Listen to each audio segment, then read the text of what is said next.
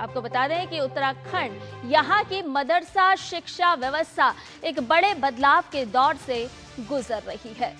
जी हां, हम बात कर रहे हैं उत्तराखंड की, जहां की जो पूरी की पूरी मदरसा शिक्षा व्यवस्था है उसमें अब जल्द ही एक बड़ा बदलाव देखने को मिलेगा। राज्य में 30 जून 2026 के साथ ही उत्तराखंड मदरसा शिक्षा बोर्ड का अस्तित्व समाप्त हो जाएगा और 1 जुलाई से मदरसों की निगरानी, मान्यता, पाठ्यक्रम और प्रशासनिक व्यवस्थाओं की जिम्मेदारी राज्य अल्पसंख्यक शिक्षण प्राधिकरण के हाथों में आ जाएगी। यानी कि पूरी की पूरी बागडोर अब प्राधिकरण संभालेगा। सरकार इस बदलाव को समान शिक्षा व्यवस्था और मुख्य धारा की शिक्षा को बढ़ावा देने की दिशा में एक महत्वपूर्ण कदम मान रही है। इस पूरी खबर को विस्तार से जानने के लिए रुख करेंगे अपने संवाददाता का, लेकिन उससे पहले एक नजर मदरसा बोर्ड काउंटडाउन पर। तो आपको बता दें कि मदरसा बोर्ड का काउंटडाउन हो चुका है शुरू, क्योंकि 30 जून को उत्तराखंड मदरसा शिक्षा बोर्ड हो जाएगा खत्म। जी हां, इसके अलावा आपको ये भी बता दें कि मदरसा शिक्षा व्यवस्था में बड़े बदलाव के दौर की शुरुआत होने जा रही है और वो तारीख है 1 जुलाई की। 1 जुलाई से अल्पसंख्यक शिक्षा प्राधिकरण लागू हो जाएगा, यानी कि अब जो मदरसों का संचालन होगा वो अल्पसंख्यक शिक्षा प्राधिकरण के अंतर्गत किया जाएगा। मदरसों की निगरानी, मान्यता की जिम्मेदारी पूरी तरह से अब प्राधिकरण ही निभाता हुआ नजर आएगा। तो 30 जून को उत्तराखंड मदरसा शिक्षा बोर्ड होने वाला है खत्म और उसकी जगह लेने वाला है प्राधिकरण। प्राधिकरण के अंतर्गत ही अब मदरसों का संचालन किया जाएगा। प्राधिकरण के हाथों में होगी पाठ्यक्रम की पूरी जिम्मेदारी। और अगर पूरे राज्य की बात करें तो राज्य में फिलहाल 452 रजिस्टर्ड मदरसे हैं जो कि अब प्राधिकरण के अंतर्गत आएंगे और प्राधिकरण के अंतर्गत ही इन मदरसा बोर्ड का जो है वो संचालन किया जाएगा। अब इस पूरी खबर पर पहले आपको सुनवा देते हैं कि आखिर मुख्यमंत्री पुष्कर सिंह धामी का क्या कहना है।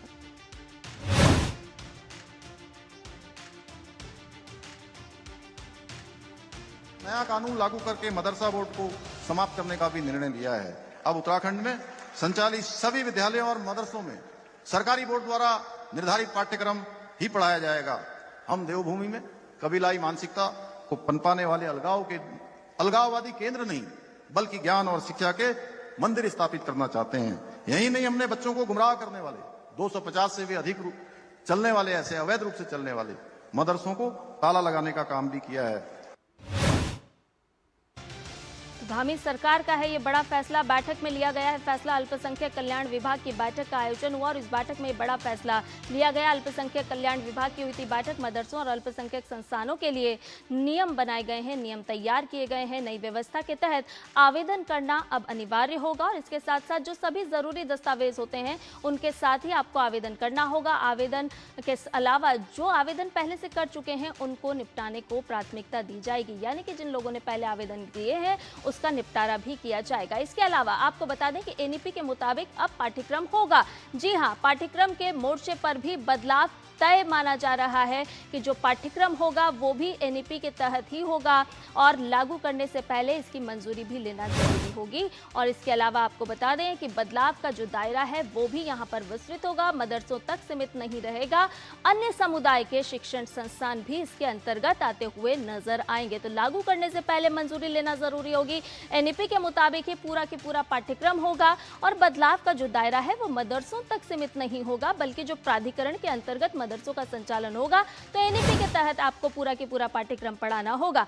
अवैध मदरसों पर एक्शन भी लिया गया है। अब एक्शन से जुड़ी हुई खबर आपको बताते हैं कि आखिर उत्तराखंड में मदरसों को लेकर के क्यों प्राधिकरण बनाने की आवश्यकता पड़ी और क्यों ये फैसला, बड़ा फैसला धामी सरकार को लेना पड़ा है।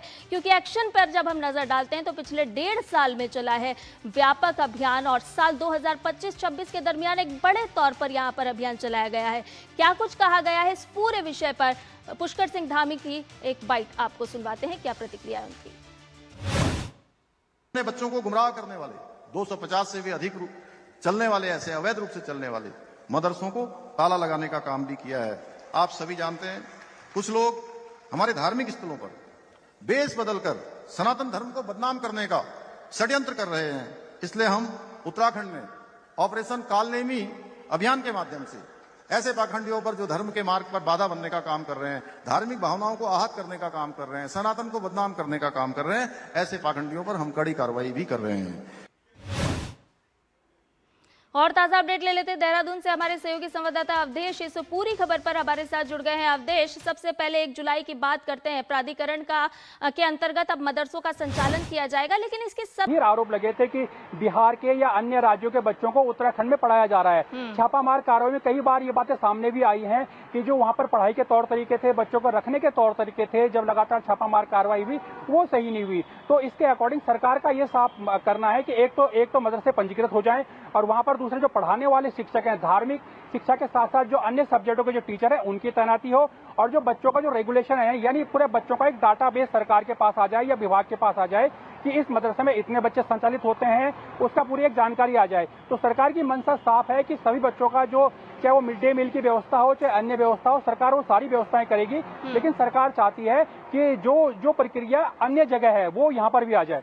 जी, बहुत बहुत धन्यवाद अवधेश, तमाम जानकारी हमसे साझा करने के लिए। तो उत्तराखंड सरकार का ये एक बड़ा फैसला है, जहां हम देख रहे हैं कि अल्पसंख्यक कल्याण विभाग की बैठक में ये फैसला लिया गया कि अब प्राधिकरण के अंतर्गत ही जितने भी मदरसे हैं उनका संचालन किया जाएगा। नई व्यवस्था के तहत आवेदन करना अब अनिवार्य कर दिया गया है, यानी कि जो पंजीकृत मदरसे होंगे उन्हें ही सरकारी लाभ मिलेगा। मिड डे मील की बात हो या फिर शिक्षा व्यवस्था की, एनईपी के तहत आपको मदरसा में पढ़ने वाले बच्चों को शिक्षा देनी होगी। जो आवेदन कर चुके हैं उनको निपटाने को लेकर के प्राथमिकता दी जाएगी। तो उत्तराखंड सरकार एक पहला राज्य बनने जा रहा है 1 जुलाई से, जो कि एक